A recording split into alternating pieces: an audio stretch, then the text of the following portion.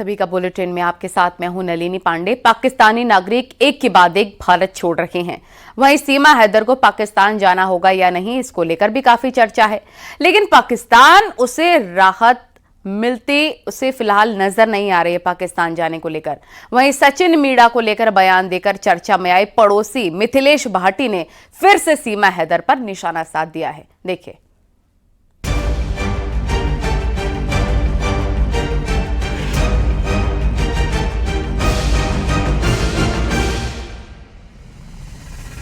सीमा की पड़ोसी मिथिलेश भाटी फिर भड़की।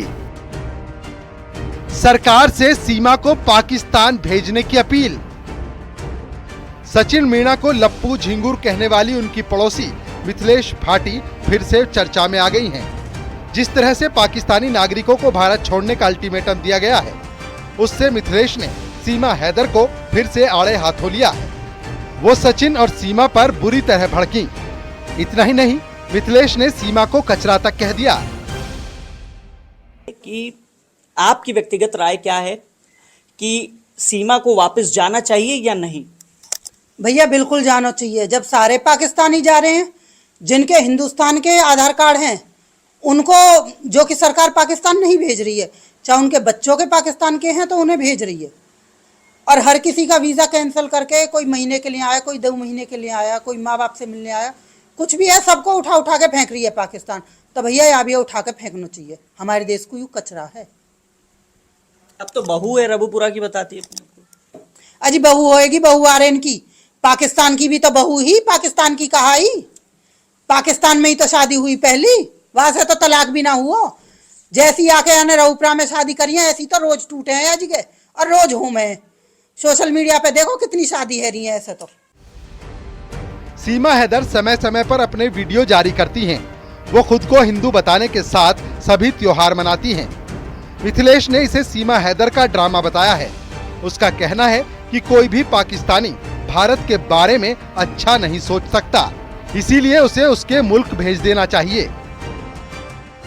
तन की एक बात, वह नागरिकता पाने को यूं जय श्री राम के नारे भी लगाएगी, हिंदू धर्म भी अपनाएगी, सारी संस्कृति भी करेगी, लेकिन हमारे हिंदू धर्म में यो ना लिख रही के बेडरूम में आप मंदिर बना लो। हमारे हिंदू धर्म में यो ना लिख रही के बेडरूम में तुम भगवान के पर्दा टांग लो। और फिर दूसरी बात, जानकारी कहाँ से आ रही, ये तो कुछ जाने ना। जो एपी सिंह भैया हमारा बैठो है, वो हर चीज की जानकारी दे रहे है।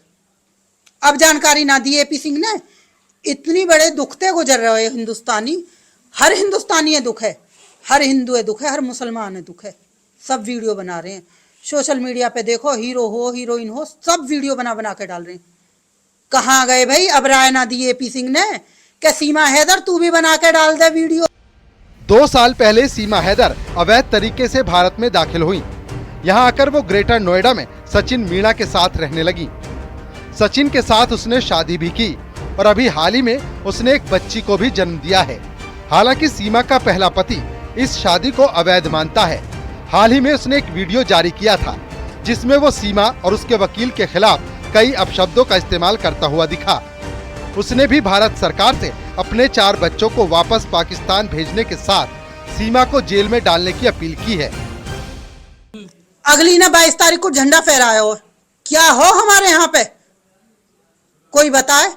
क्या ये पाकिस्तानी ने इशारा कर रही कि कर दो हमला? है क्या चीज? हमारे यहाँ पे तो 26 जनवरी ना 15 अगस्त, तो या यूं कैद में ही जाकर झंडा फहरा रही है। आजाद हुई है क्या 22 तारीख को?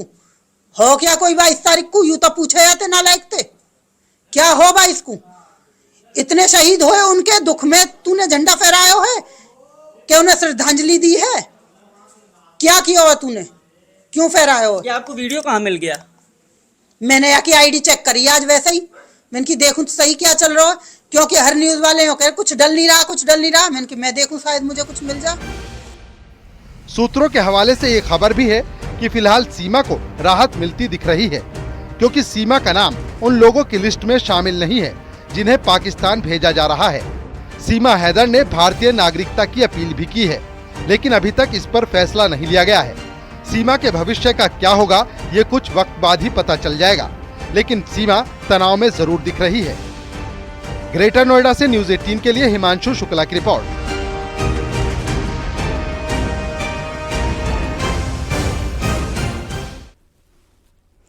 पहलगाम में आतंकी हमले के बाद भारत पाकिस्तान में टकराव बढ़ गया है। पाकिस्तान से बदला लेने की मांग उठ रही है। वहीं भारतीय वायुसेना भी पूरी तरह अलर्ट है। जरूरत पड़ने पर उन्नाव के एक्सप्रेसवे पर वायुसेना एयर स्ट्रिप से उड़ान भरकर दुश्मन को तबाह कर सकती है। देखिए।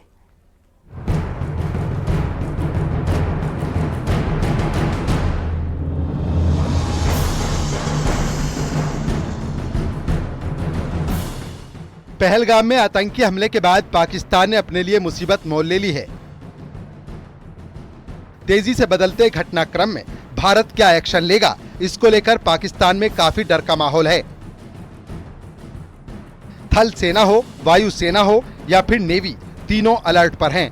किसी भी वक्त बड़ा एक्शन लिया जा सकता है। पाकिस्तान लगातार गीदड़ भभकी दे रहा है। उन्नाव के आगरा लखनऊ एक्सप्रेसवे पर 3.5 किलोमीटर एयर स्ट्रिप बनी है, जो युद्ध जैसे हालातों में वायुसेना के लिए बेहद ही कारगर साबित हो सकती है।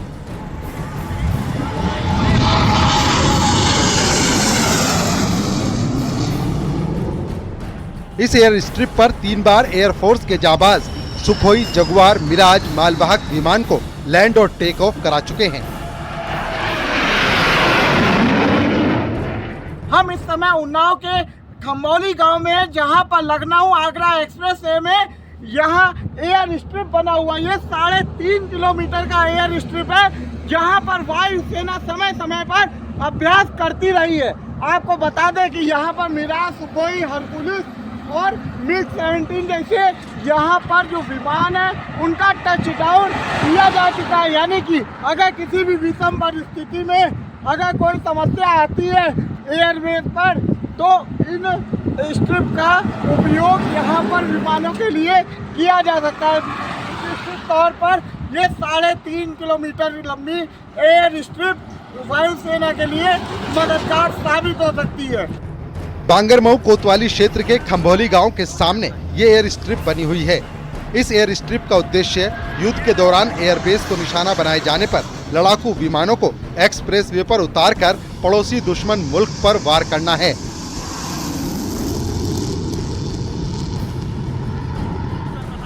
ऐसे में एयर स्ट्रिप की सुरक्षा बढ़ाने के साथ ही मेंटेनेंस पर भी वायुसेना का फोकस है। पहलगाम हमले के बाद माहौल पूरी तरह से बदल गया है।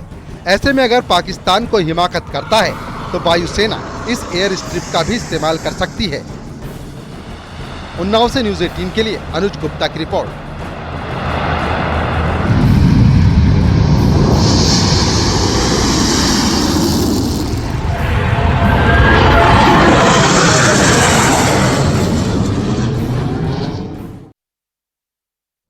और अलीगढ़ जैसा मामला गोंडा से सामने आया। दावा है कि यहां एक महिला अपने होने वाले दामाद के साथ फरार हो गई।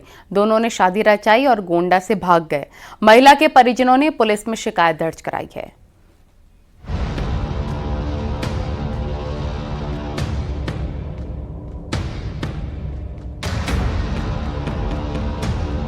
अभी हाल ही में अलीगढ़ में होने वाले दामाद के साथ एक महिला भाग गई थी। ये खबर सोशल मीडिया पर पूरी तरह छाई हुई है। इसी बीच गोंडा में भी अलीगढ़ जैसा ही मामला सामने आया। खोड़ारे थाना क्षेत्र की घटना बताई गई है, जहां होने वाला दामाद अपनी सास के साथ फरार हो गया। बताया जा रहा है कि दोनों ने अयोध्या में शादी कर ली और अब बेंगलुरु में रह रहे हैं। दरअसल कुछ महीनों पहले बस्ती जिले के रहने वाले युवक की शादी गोंडा के खोड़ारे में तय हो रही थी। दावा है कि शादी से पहले ही होने वाले दामाद और सास आपस में बात करने लगे। दोनों के बीच नजदीकियां भी बढ़ गईं। उम्र और रिश्ते की मर्यादा को लांघकर दोनों ने एक साथ रहने का फैसला ले लिया। महिला ने होने वाले दामाद के लिए अपना घर बार छोड़ने का मन बना लिया। युवक को दुल्हन की बजाय उसकी मां पसंद आ गई। दोनों की फोन पर बात होने लगी। इस बीच महिला के परिवार को शक हुआ और उन्होंने बेटी का रिश्ता करने से मना कर दिया। दावा है कि शादी टूटने के बाद बेटी की मां युवक के साथ फरार हो गई। 9 मई को बेटी की शादी कहीं और तय हो गई है। वहीं महिला के परिजन कुछ भी बोलने से बच रहे हैं।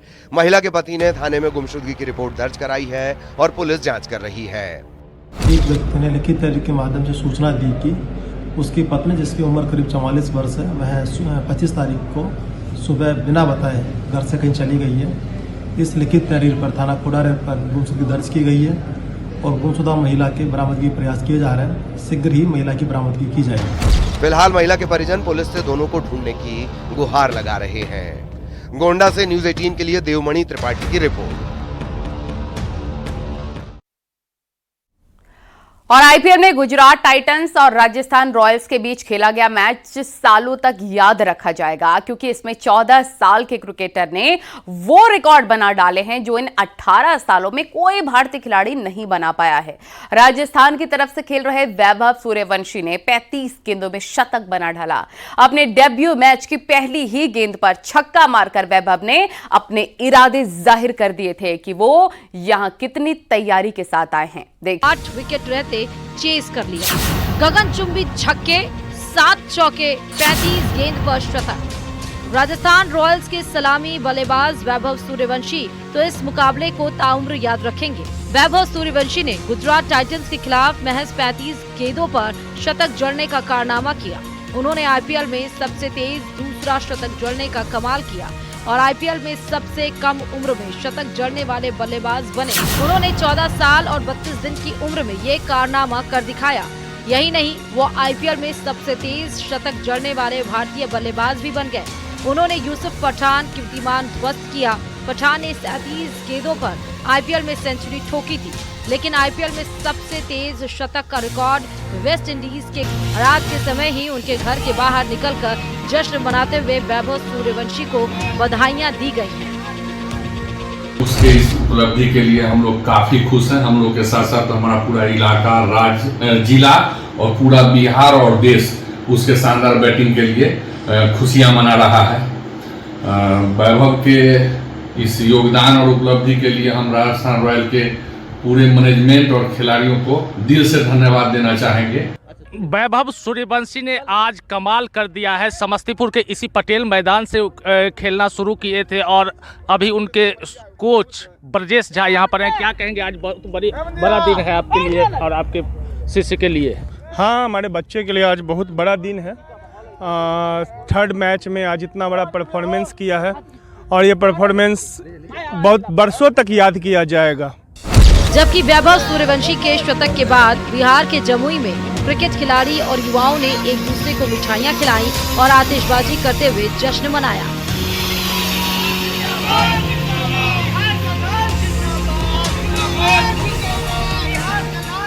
11 छक्का लगा करके जिस तरह से वैभव रघुवंशी ने 35 गेंदों में शतक जड़ा, इससे साबित होता है कि एक बिहारी 100 पर भारी। फिलहाल वैभव की पारी की बदौलत आरआर यानी राजस्थान रॉयल्स ने इस बड़ी जीत के साथ प्ले ऑफ की दौड़ में खुद को जिंदा रखा है। अब उनका अगला मुकाबला 1 मई को मुंबई इंडियंस से है। Bureau report, news 18 Rajasthan. Ayodhya में राम मंदिर के शिखर पर 42 फीट ऊंचाई वाले ध्वज दंड की स्थापना कर दी गई है। पुरोहित और पदाधिकारियों की मौजूदगी में मंत्रोच्चार के साथ ध्वज दंड की स्थापना की गई।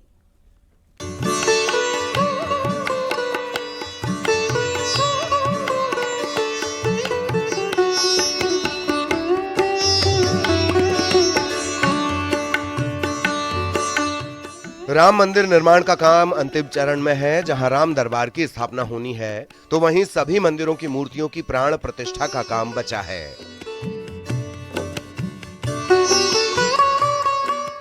मंदिर के प्रथम तल के साथ मंदिर का शिखर निर्माण पूरा हो चुका है और इसी बीच राम मंदिर के शिखर पर वैदिक मंत्रोच्चार के साथ 42 फीट ऊंचे ध्वज दंड को स्थापित कर दिया गया है। 2 टावर क्रेन के जरिए ध्वज दंड को शिखर पर पहुंचाया गया, जिसे इंजीनियर और ट्रस्ट पदाधिकारियों की मौजूदगी में स्थापित किया गया। पूरी अयोध्या नगरी जय श्री राम के जयकारों से गूंज उठी।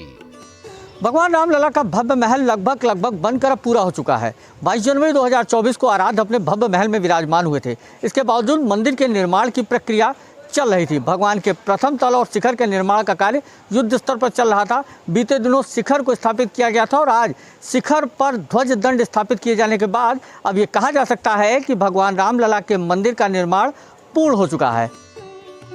ध्वज दंड को गुजरात में तैयार किया गया है। इसका वजन करीब 5 टन है। ये प्रभु श्री राम के आदर्शों का प्रतिनिधित्व करता है। श्री राम जन्मभूमि मंदिर के मुख्य शिखर पर ध्वज दंड स्थापित किया गया। ध्वज दंड की लंबाई 42 फीट है। ध्वज दंड लगाने की प्रक्रिया प्रातःकाल 6:30 बजे प्रारंभ होकर 8 बजे संपन्न हुई। ध्वज दंड लगने से मंदिर की आभा और निखर गई है। अब परकोटे का निर्माण युद्ध स्तर पर किया जाएगा। साल के आखिर तक मंदिर निर्माण का कार्य पूरा होने की बात कही जा रही है।